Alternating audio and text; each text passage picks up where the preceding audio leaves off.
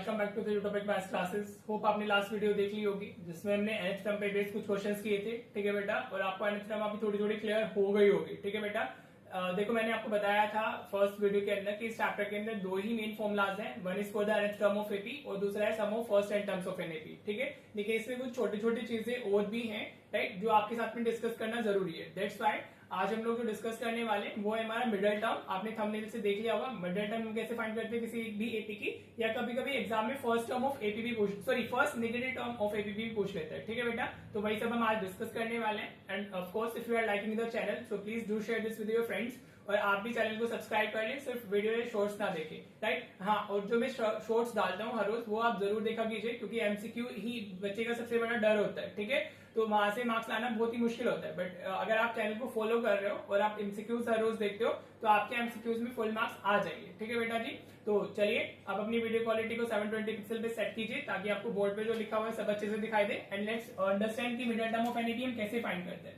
ठीक है बेटा, राइट, तो इसके लिए सीधा फॉर्मूला है, हमें कोई जैसे अपने दिमाग नहीं लगाना है, राइट। तो इसमें दो सिचुएशंस बन सकती है हमारी। If n total number of terms को रिप्रेजेंट करेंगे, total number of terms, if total number of terms, हाँ जी क्या कर रहे हैं हम, एन की बात कर रहे हैं। ठीक है, तो इसमें दो सिचुएशन बनेगी। अगर एन हमारा ओड होता है, हम एन को किससे रिप्रेजेंट कर रहे हैं, n is what total number of terms in the AP. अगर एन हमारा ओड होता है तो जो मिडिल टर्म होगी हमारी, मैं इसको एमटी लिख रहा हूं मिडिल टर्म के लिए। ठीक है, मिडिल टर्म विल बी हमारा n plus 1 upon 2th term. ठीक है बेटा, क्लियर। आप क्या करोगे, आप एन में 1 ऐड करोगे, इसको डिवाइड बाय 2 करोगे, तो जो आपको टर्म मिलेगी that will be your middle term. ठीक है, और आपको उसको वैल्यू फाइंड करके देनी होती है, वो तो हम क्वेश्चन में करेंगे तो समझ में आ जाएगा आपको, राइट। फॉर एग्जाम्पल यहाँ पे एन की वैल्यू मेरी 31 आई है, राइट। अगर एक कोई एपी है जिसमें टोटल नंबर ऑफ टर्म्स हमारी कितनी है, 31 है, तो जो इसकी मिडिल टर्म होगी वो क्या हो जाएगी हमारी, दैट विल बी 31 प्लस 1 आप करोगे, राइट। देखो तो फॉर्मूला तो लिखना होता है ना, लेकिन आप सीधे लिख सकते हो। अभी 31 प्लस 1 ये कितना होगा हमारा 32 अपॉन 2 कितना आ जाएगा हमारा 16, तो 16th टर्म हमारी आ जाएगी मिडिल टर्म। तो A16 आपने फाइंड करना है बेसिकली, समझ आया।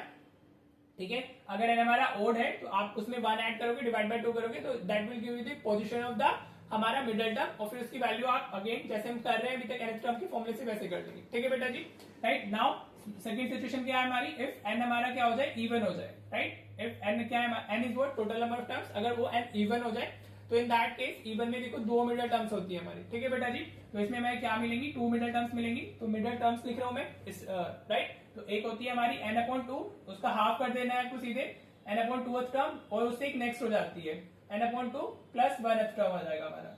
ठीक है बेटा जी, ये फॉर्मुलाज हो गई, पोजीशंस बताते हैं मिडिल टर्म की कि मिडिल टर्म की पोजीशन क्या होने वाली है हमारी। ठीक है, फॉर एग्जांपल अगर मैंने यहाँ पे n की वैल्यू सपोज 26 ली, एन हमारा क्या इवन है ना। देखो जिन बच्चों को नहीं पता है, इवन वो नंबर्स होते हैं जो 2 से डिविजिबल होते हैं, ऑड वो नंबर होते हैं जो 2 से डिविजिबल नहीं होते हैं, राइट।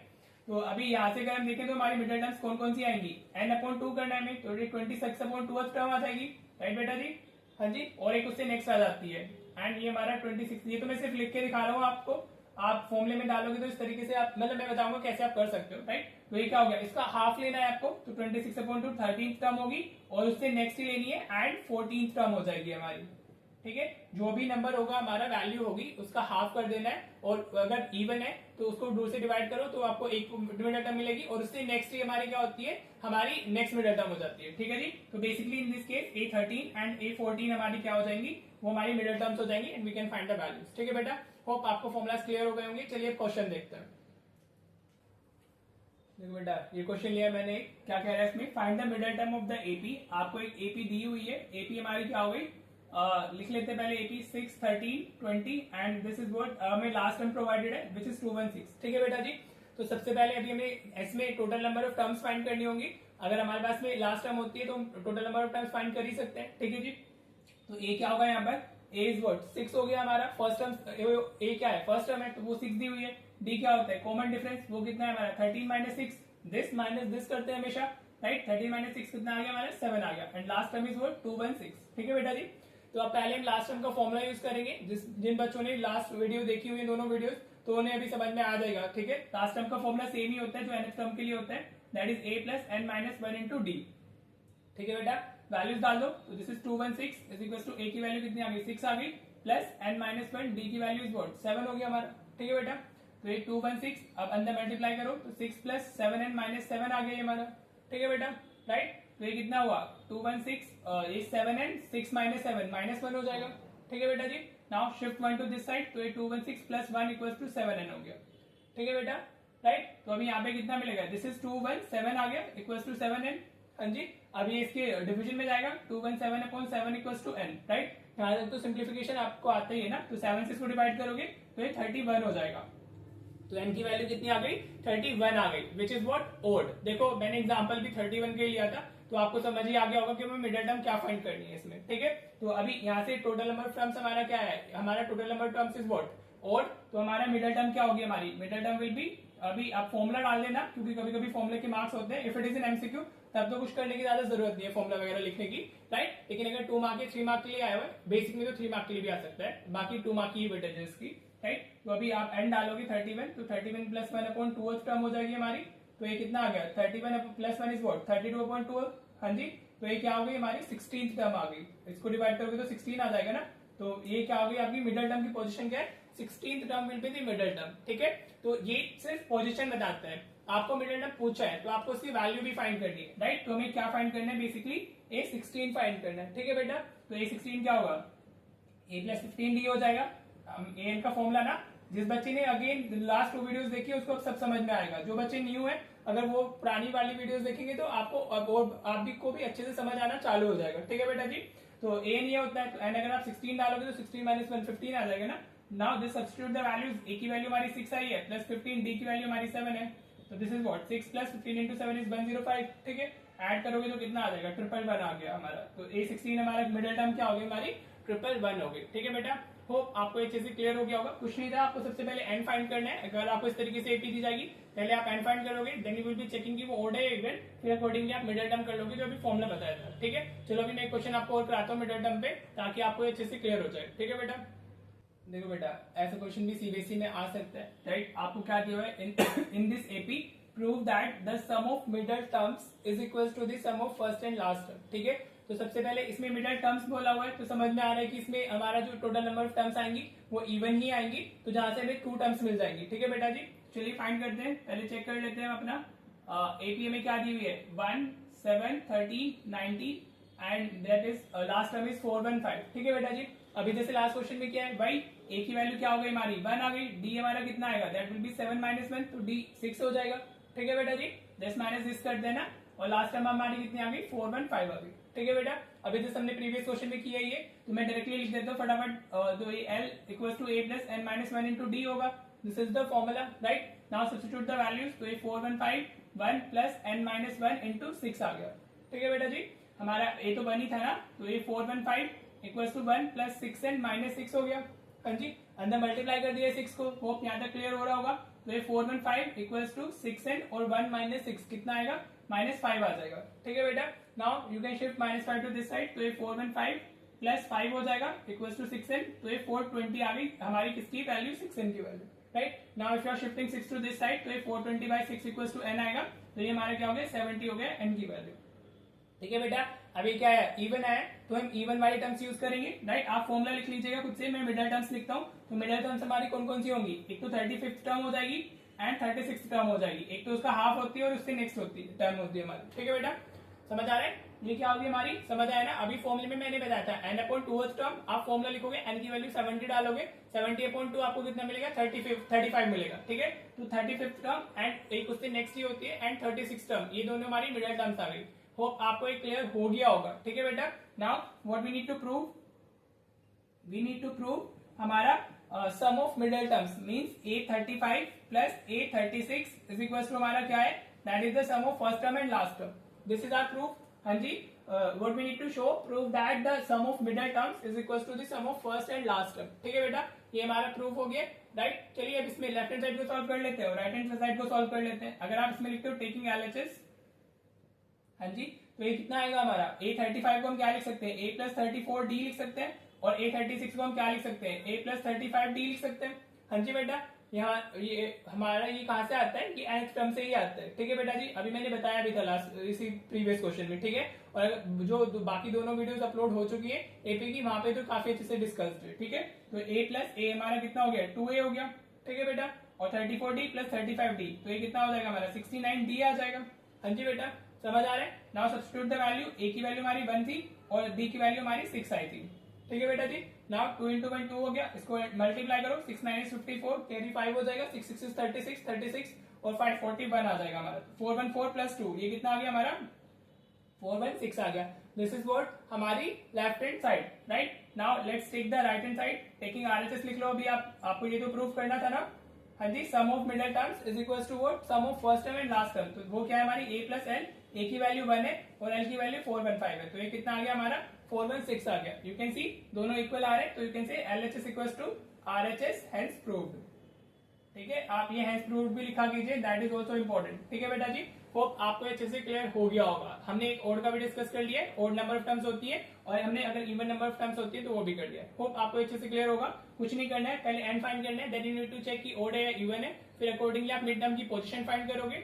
ओड होता तो इसमें +1 करके डिवाइड बाय 2, और इवन है तो 2 टर्म्स आएंगी, एक उसका हाफ और एक उसी से नेक्स्ट। ठीक है, यहाँ 70 आया था, 35 36, फिर ये प्रूव करना था, वैल्यूज डालिए and we get the proof. ठीक है बेटा जी, चलिए अब देखते हैं हम लोग अपना फर्स्ट नेगेटिव टर्म का क्वेश्चन कैसे आता है, उसको कैसे सॉल्व करते हैं। ठीक है बेटा, देखो बेटा, कभी कभी फर्स्ट नेगेटिव टर्म का क्वेश्चन भी आ जाता है बोर्ड में, और स्कूल वाले तो डेफिनेटली दे ही देते हैं आपको, कि अपने हाफ ईयरली में, प्री बोर्ड में, किसी भी यूटी वगैरह में मिला ही होगा। ठीक है, राइट। प्री बोर्ड तो भी नहीं हुए, हाफ ईयरली आने वाले हैं, राइट। लेकिन हो सकता है आपके यूटी में अगर ये चैप्टर आया होगा तो आपको ये क्वेश्चन देखने के लिए मिला होगा, और अगर यूटी में नहीं आया तो हाफ ईयरली में आ जाएगा, हाफ ईयरली में नहीं आएगा तो प्री बोर्ड में तो आ जाना। ठीक है जी, तो ये बहुत ईजी है, इसमें ऐसे कुछ नया नहीं है, हम nth टर्म का कॉन्सेप्ट यूज करते हैं, राइट। तो सबसे पहले आपको जो एपी दी हुई है, आप उससे अपना वही ए और डी लिख लो। हमारा एपी क्या है 121, 117 और 113, और ये हमेशा डिक्रीजिंग एपी में ही आता है। ठीक है जी, तो ए की वैल्यू कितनी हो गई हमारी, दैट इज 121 हो गई। समझ आ रहा है बेटा, राइट। और डी हमारा कितना होगा, वो 117 माइनस 121 हो जाएगा, राइट। दिस माइनस दिस कर देना, तो 117 माइनस 121, तो कितना आ जाएगा हमारा, दैट विल बी -4। कितना आ गया हमारा, -4 आ गया। ठीक है बेटा जी, आपको एपी दी होगी, फर्स्ट नेगेटिव टर्म पूछा होगा, आप ए और डी लिख लोगे। ठीक है, फिर आपको क्या लिखना है, देखो इसका अलग से कोई कॉन्सेप्ट नहीं है, तो मैं वो सिर्फ क्वेश्चन में ही समझा दे रहा हूँ, क्वेश्चन समझ में आ जाएगा, वहीं से क्लियर हो जाएगा। ठीक है जी, तो आप लिखोगे फॉर फर्स्ट नेगेटिव टर्म आप क्या लिखोगे, जो एन होता है आपको, that should be less than 0। हाँ जी, नेगेटिव है ना, तो टर्म हमारी क्या होगी, 0 से छोटी होगी, तभी तो वो नेगेटिव होगी ना, तो एन को आपको लेस देन 0 लिख देना है। ठीक है, बस इसका यही मेन कॉन्सेप्ट होता है, राइट। आपको बॉक्स में नहीं बंद करना है, मैं कर दे रहा हूँ बिकॉज ये कॉन्सेप्ट है। एन को आपको लेस देन 0 यूज करना है, राइट। फिर रेगुलर जो आप करते हो, राइट, एन का फॉर्मुला डालेंगे, a plus n minus 1 into d, this is the formula for n. हाँ जी बेटा, राइट। अब ए और डी की वैल्यू डाल देंगे, ए हमारा कितना है, that is 121 plus n minus 1, D हमारा -4 है, दैट इज लेस देन 0 लिखना है इसको। This is called inequality. ठीक है, यहाँ पर हमारी इक्वालिटी यूज नहीं करते हम लोग, इनइक्वालिटी यूज करते हैं। ठीक है बेटा जी, तो ये 121, इसको -4 को अंदर मल्टीप्लाई किए -4n, और ये +4 हो जाएगा, दैट इज लेस देन 0। हाँ जी, -4 को अंदर मल्टीप्लाई किया ना, तो -4n -4 इंटू -1 +4 हो गया, तो 121 +4, तो this will be 125 -4n less than 0 हो गया। ठीक है बेटा, अब आप 125 को उधर शिफ्ट कर लें, तो -4n लेस देन कितना हो जाएगा हमारा 125 -124। ये 125 को उधर शिफ्ट करेंगे ना, तो शिफ्टिंग नॉर्मली होती है, जैसे हम वैसे करते हैं ना इक्वालिटी में, ऐसी इनइक्वालिटी में भी करनी होती है। ठीक है, देखो घबराना नहीं है कि क्या लिख दिया लेस देन, बस इसमें यही करना होगा। नेगेटिव टर्म फाइंड कर रहे हैं ना हम लोग, तो आप 125 को उधर शिफ्ट किया तो ये -1 आ गया। ठीक है, अब देखो यहाँ एक चीज ध्यान रखना, अगर ये ऐसे लिखा होता है -4n इक्वल टू -125, तो हम माइनस से माइनस कैंसिल कर देते हैं और n 125/4 आ जाता। ठीक है, लेकिन इनइक्वालिटी में ये चीज नहीं होती है। इनइक्वालिटी में क्या होगा हमारा, आप इसको लिखोगे मल्टीप्लाई बाय -1 लिखेंगे हम लोग, हमें वेरिएबल पॉजिटिव रखना है, तो multiply by -1 on both side करेंगे हम लोग, ऑन बोथ साइड्स। ठीक है बेटा, आप ऐसे लिखोगे, जब आप इसको ऐसे लिखते हो तो अगर आप इसको -1 से मल्टीप्लाई करोगे तो ये +4n हो जाएगा। ठीक है बेटा, और जब हम -1 से मल्टीप्लाई करते हैं, नेगेटिव नंबर से मल्टीप्लाई करते हैं, तो इनइक्वालिटी का साइन चेंज हो जाता है। ठीक है, अभी बस इसमें यही चीज इंपॉर्टेंट है, दोनों तरफ हमें माइनस से मल्टीप्लाई कर रहे हैं हम लोग तो ये नेगेटिव था तो ये पॉजिटिव हुआ, और इसमें इनइक्वालिटी का आपको साइन चेंज करना है। ठीक है बेटा जी, और इक्वल्स में कितना हो जाएगा, इसको भी -1 से मल्टीप्लाई किया तो 125 आ गया। ठीक है बेटा, समझ आया, यही स्टेप इसमें सिर्फ नया है, बाकी कुछ नया नहीं है इसमें। तो आपने मल्टीप्लाई बाय -1 किया है, तो ये 4n हो जाएगा, इधर 125 होगा। ठीक है, दोनों को माइनस से मल्टीप्लाई कर रहे हैं ना, तो साइन चेंज हो जाएंगे और लेस देन की जगह ग्रेटर देन आ जाएगा, दैट्स इट। ठीक है, तो n हमारा ग्रेटर देन 125/4 हो गया, शिफ्टिंग ऐसे ही होगी हमारी, तो ये कितना आएगा हमारा, दिस विल बी 31.25 आएगा। ठीक है बेटा जी, 125/4 कितना है हमारा 31.25। तो जो ये होल नंबर आता है इसका हमारा, उससे जो नेक्स्ट नंबर होता है होल नंबर वो हमें लिखना होता है, वो हमारी फर्स्ट नेगेटिव टर्म होगी। ठीक है, जैसे 31.25 आया ना, हाँ जी, तो जो 31 से नेक्स्ट नंबर मतलब 32 है ना, उससे जो बड़ा नंबर होगा नेक्स्ट, दैट विल बी हमारी फर्स्ट नेगेटिव टर्म, राइट। तो हम क्या लिखेंगे इसमें, 32nd term will be the first negative term of given AP, first negative term of given AP. ठीक है बेटा, इस तरीके से आप लिख दोगे तो आपको फुल मार्क्स मिल जाएंगे। ठीक है बेटा जी, समझ आ गए। अगर यहाँ पे एक आपको होल नंबर भी मिल रहा है, सपोज यहाँ पे हमें 31 ही मिला होता, तभी भी हम 32 ही लिखते। अगर वो डेसिमल्स में नहीं भी मिलता है, आपको जो ये नंबर मिला है उससे हाईएस्ट मतलब उससे नेक्स्ट नंबर ही लिखना है, समझ आया। मैं बोल रहा हूँ ना कि अगर यहाँ पे 31 मिला होता, डेसिमल नहीं होता, तभी भी n ग्रेटर देन 31 हो गया ना, और नेचुरल जो हमारी नंबर ऑफ टर्म्स होती है या हमारी जो पोजीशन होगी वो फ्रैक्शंस में तो आने वाली नहीं, वो एक नेचुरल नंबर ही होता है हमारा। तो ये क्या हो गया हमारा 30, वो उससे बड़ा है नेक्स्ट नंबर ही लिखना है। ठीक है बेटा जी, आपको इस स्टेप पे ध्यान देना है, आपको बस यहाँ पे -1 करना है और इनक्वालिटी का साइन चेंज हो जाएगा। होप आपको फर्स्ट नेगेटिव टर्म क्लियर होगी।